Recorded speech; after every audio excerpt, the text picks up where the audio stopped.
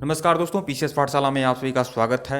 UP PGT और TGT की अच्छी खासी भर्ती आई हुई है और पीजीटी हिस्ट्री का यह पहला मॉक टेस्ट आप लोग के सामने लाया जा रहा है। यह जो पहला मॉक टेस्ट है यह पीजीटी हिस्ट्री का है। तो जिन लोग का भी सब्जेक्ट पीजीटी हिस्ट्री है या फिर टीजीटी सोशल साइंस है और उसमें सब्जेक्ट हिस्ट्री है, उन दोनों लोगों के लिए यह जो मॉक टेस्ट है बहुत ही उपयोगी सिद्ध होगा। और यह मॉक टेस्ट अपने आप में अति महत्वपूर्ण है। सभी मॉक टेस्ट जो हैं वह सभी एनसीईआरटी बेस हैं और आप लोग देख सकते हैं UP PGT history and SST TGT. तो उन सभी के लिए यह मॉक टेस्ट बहुत ही उपयोगी रहेगा और यह मॉक टेस्ट लगातार चलता रहेगा। एक बात और कहना चाहूँगा, जो लोग पीजीटी हिस्ट्री का पूरा मटेरियल चाहते हैं, पीजीटी हिस्ट्री का पूरा मटेरियल चाहते हैं, चाहे यूपी पीजीटी हो, चाहे केवीएस पीजीटी हो, चाहे एनबीएस टीजीटी पीजीटी हो, किसी भी सब्जेक्ट का अगर आप संपूर्ण मटेरियल चाहते हैं तो आप हमारे ऑफिशियल व्हाट्सएप नंबर पर संपर्क कर सकते हैं। हमारा ऑफिशियल व्हाट्सएप नंबर डिस्क्रिप्शन में दर्ज है और हमारा ऑफिशियल व्हाट्सएप नंबर यहाँ पर भी शो कर रहा है।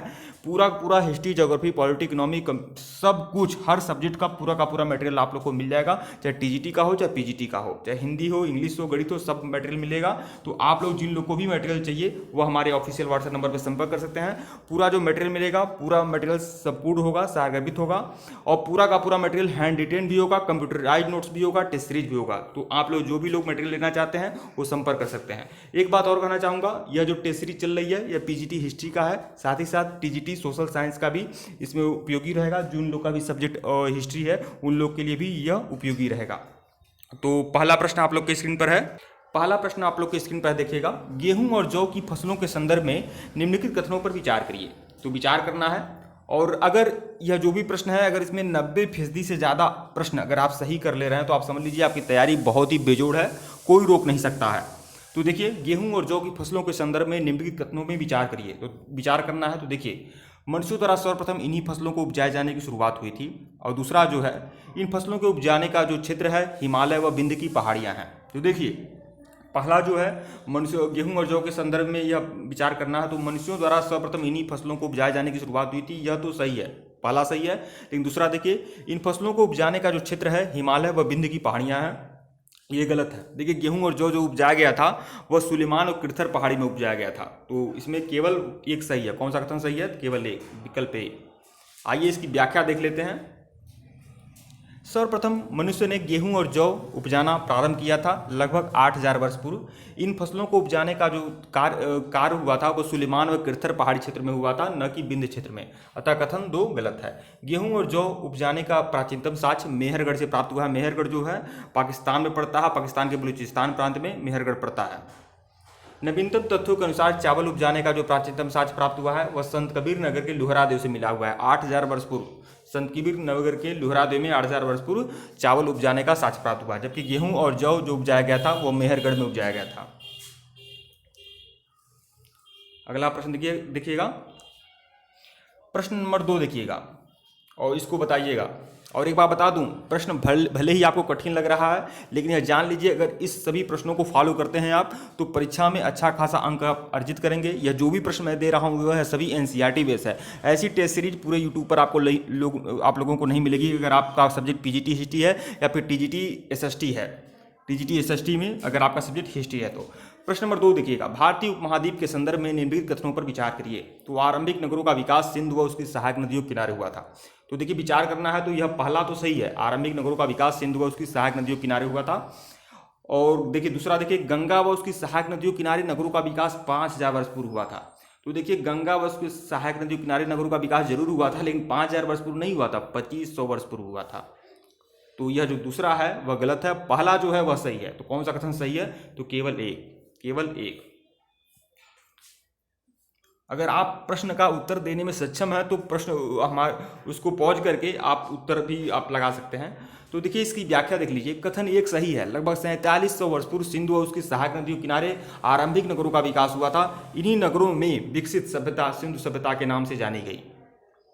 गंगा व उसकी सहायक नदी के किनारे नगरों का विकास लगभग 2500 वर्ष पूर्व हुआ था, यानी सिंधु नदी के किनारे सभ्यताएं पहले विकसित हुई थी। सिंधु नदी किनारे जो सभ्यता विकसित हुई थी 4700 वर्ष पूर्व हुई थी और गंगा नदी किनारे जो सभ्यता विकसित हुई थी 2500 वर्ष पूर्व हुई थी। प्रश्न 3 देखिएगा, बताइए गंगा नदी के दक्षिण में इसकी सहायक नदी सोन के आसपास का जो क्षेत्र है प्राचीन काल में किस नाम से जाना जाता था? अवंती, वज्जी, काशी और मगध, तो उसे मगध कहा जाता था। गंगा व सोन नदी के संगम में स्थित जो क्षेत्र है उसे प्राचीन काल में क्या कहा जाता था? मगध। विकल्प डी। इसकी व्याख्या देखिए, सोन नदी के आसपास का क्षेत्र प्राचीन काल में मगध कहलाता था। तब मगध प्राचीन काल का पहला बड़ा राज्य था। इसके शासक बहुत शक्तिशाली थे, उन्होंने एक विशाल राज्य स्थापित किया हुआ था। जिन लोगों को भी यूपी पीजीटी हिस्ट्री का, ज्योग्राफी का, पॉलिटी का, इकोनॉमी का, जिन लोगों को भी मटेरियल चाहिए वो हमारे ऑफिशियल व्हाट्सएप नंबर पर संपर्क कर सकते हैं। और जो भी मटेरियल है अपने आप में अति महत्वपूर्ण है, पूरा का पूरा मटेरियल अपने आप में अति महत्वपूर्ण है। टॉपर्स के हैंड रिटन नोट्स आपको मिलेंगे, टेस्ट सीरीज मिलेगी, क्वेश्चन बैंक मिलेंगे, बहुत कुछ मटेरियल मिलेगा। और ये जो भी कुछ आपको पढ़ा रहा हूँ, ये टेस्ट सीरीज का PDF भी आप लोग को उपलब्ध करा दिया जाएगा। प्रश्न 4 देखिएगा, भारत देश के नाम के संदर्भ में निम्नलिखित कथनों में कौन सा कथन सही है? तो देखिए कौन सा कथन सही है भारत देश के नाम के संदर्भ में। तो लगभग 2500 वर्ष पूर्व उत्तर पश्चिम की ओर से आने वाले ईरानियों और यूनानियों ने सिंधु को हिंदोस और इंदोस तथा इस नदी के पूर्व में स्थित भूमि प्रदेश को इंडिया कहा। यह तो सही है। दूसरा देखिएगा, भरत नाम का प्रयोग उत्तर पश्चिम में रहने वाले लोगों के एक समूह के लिए किया जाता था। इस समूह का उल्लेख संस्कृत भाषा की आरंभिक कृति ऋग्वेद में भी मिलता है, तो यह भी सही है। तो देखिए 1 और 2 दोनों बातें सही हैं, दोनों कथन सही है। इसमें कौन सा कथन सही है? 1 और 2 दोनों, मतलब विकल्प सी। इसकी व्याख्या देख लीजिएगा, उपयुक्त तो दोनों कथन सही है। उत्तर पश्चिम की ओर से आने वाले ईरानियों और यूनानियों ने सिंधु को हिंदोस और इंदोस कहा। इन्होंने इस नदी के पूर्व में स्थित भूमि प्रदेश को इंडिया कहा। भरत नाम का प्रयोग उत्तर पश्चिम से में रहने वाले लोगों के एक समूह के लिए किया जाता था। इस समूह का उल्लेख ऋग्वेद में भी मिलता है। ऋग्वेद संस्कृत की आरंभिक कृति है जो लगभग 3500 वर्ष पुरानी है। बाद में इसी भरत समूह के नाम का प्रयोग भारत के लिए होने लगा। प्रश्न 5 देखिएगा, देखिए जो भी प्रश्न है अति महत्वपूर्ण है परीक्षा के लिहाज से। अगर आप इसमें से 90% प्रश्न आप सही कर ले रहे हैं तो आप मानिए कि आपकी तैयारी बहुत ही धाकड़ है। प्रश्न 5 देखिएगा, पांडुलिपियों के संदर्भ में निम्नलिखित कथनों में से कौन सा कथन सही नहीं है? अब आप यह मत समझिए कि टीजीटी या पीजीटी में मैं आपसे अब ऐसे प्रश्न में बताऊंगा कि मुगल वंश का संस्थापक कौन था, तो बाबर था। ऐसे छोटे मोटे क्वेश्चन नहीं होंगे टीजीटी पीजीटी में। तो अपनी तैयारी बहुत ही बेहतर रखिए ताकि आप अच्छे से अच्छा अंक अर्जित करिए। प्रश्न 5 देखिएगा, पांडुलिपियों के संदर्भ में निम्नलिखित कथनों में से कौन सा कथन सही नहीं है? तो देखिए कौन सा कथन सही नहीं है पांडुलिपियों के संदर्भ में। देखिए, अतीत में हाथ से लिखी गई पुस्तकें पांडुलिपि कहलाती थी, तो यह सही है बिल्कुल। अंग्रेजी में पांडुलिपियों के लिए मेन्यू स्क्रिप्ट शब्द का प्रयोग किया गया है जो लैटिन भाषा के शब्द मेनू से निकला है, यह भी सही है। तीसरा देखिएगा, पांडुलिपियां ताड़ के पत्तों को काटकर अथवा हिमालय क्षेत्र में उगने वाले भुज नामक पेड़ की छाल से विशेष तरीके से तैयार भोजपत्र पर लिखी जाती थी, यह भी सही है। ताड़ के पत्तों पर भी लिखी जाती थी और भुज नामक पेड़ की छाल से तैयार भोजपत्र पर भी लिखी जाती थी। तो ABC तीनों से है। डी देखिएगा, पांडुलिपियां केवल मंदिरों और बिहारों से प्राप्त होती थी जो केवल संस्कृत भाषा में लिखी रहती थी, तो ये लग रहा है आपको सही है। पांडुलिपियां केवल मंदिरों और बिहारों में प्राप्त होती थी, ऐसा नहीं है। यह राजमहल में भी प्राप्त हुई हैं, जैन मठों में भी प्राप्त हुई हैं, हर जगह विद्यालयों में प्राप्त हुई हैं। तो ऐसी बात नहीं है कि केवल मंदिरों और बिहारों में मिलती थी पांडुलिपियां। और ये लिख रहा है कि जो केवल संस्कृत भाषा में लिखी रहती थी, ऐसी बात भी नहीं है। केवल संस्कृत में नहीं होती थी, पाली और प्राकृत आदि या अन्य भाषाओं में भी होती थी पांडुलिपियां। तो यह विकल्प डी है, यह गलत है, बाकी सब सही है। कह रहा है कि कौन सा कथन सही नहीं है, तो केवल विकल्प डी जो है वह सही नहीं है। प्रश्न डी देखिए, इसका व्याख्या देख लीजिएगा, ABC सही है परंतु डी गलत है क्योंकि पांडुलिपियां मंदिरों बिहारों के अतिरिक्त अन्य स्थानों से भी प्राप्त हुई हैं। साथ ही यह पांडुलिपियां विभिन्न प्राचीन भाषाओं में प्राप्त हुई हैं जिससे संस्कृत, प्राकृत और तमिल भी शामिल है। ये सारे PDF आप लोग को मिल जाएंगे और PDF आपको तब तक मिलते रहेंगे जब तक आपका परीक्षा खत्म नहीं हो जाता। लगातार टेस्ट सीरीज मिलेगा, लगातार मॉक टेस्ट होगा और लगातार इसका PDF आप लोग को उपलब्ध करा दिया जाएगा। और साथ ही साथ बहुत सारे हैंड रिटन नोट, बहुत सारे टेस्ट सीरीज, बहुत सारे क्वेश्चन बैंक्स के PDF आप लोग को उपलब्ध करा दिए जाएंगे। जो भी आपका सब्जेक्ट होगा, history, geography, polity, economy, Hindi, English, math, जो भी सब्जेक्ट होगा आपका, चाहे TGT हो चाहे PGT हो, तो जिन लोग को भी मटेरियल चाहिए वो हमारे ऑफिशियल व्हाट्सएप नंबर पर संपर्क कर लीजिएगा। यह जो भी मटेरियल है यह चार्जेबल भी है। प्रश्न 6 देखिएगा, अभिलेखों के संदर्भ में निम्नलिखित कथनों पर विचार करिए। तो विचार करिए कौन सा कथन सही है, यही बताना है। ऐसे लेख जो केवल पत्थरों पर उत्कीर्ण किए जाते थे अभिलेख कहलाते हैं। जो पढ़ने वाले लोग नहीं होंगे तुरंत बोर हो जाएंगे, लेकिन जो पढ़ने वाले होंगे, जिनको सफलता पानी है, वो लगातार वीडियो लगातार देखते रहेंगे और प्रश्नों की क्वालिटी देखिए, प्रश्नों की गुणवत्ता देखिए। यह सभी NCERT बेस पर प्रश्न है, यह बात मैं बता दूं। कोई NCERT बेस आपको प्रश्न नहीं मिलेगा पूरे यूट्यूब पर इतना बेहतरीन। अभिलेखों के संदर्भ में निम्नलिखित कथनों पर विचार करिए। विचार करना है, ऐसे लेख जो केवल पत्थरों पर उत्कीर्ण किए जाते थे अभिलेख कहलाते हैं। तो यह बात बिल्कुल गलत है। अभिलेख कहलाने के लिए ऐसा नहीं है, जो लेख पत्थर पर उत्कीर्ण किए जाते थे उसे शिलालेख बोलते हैं।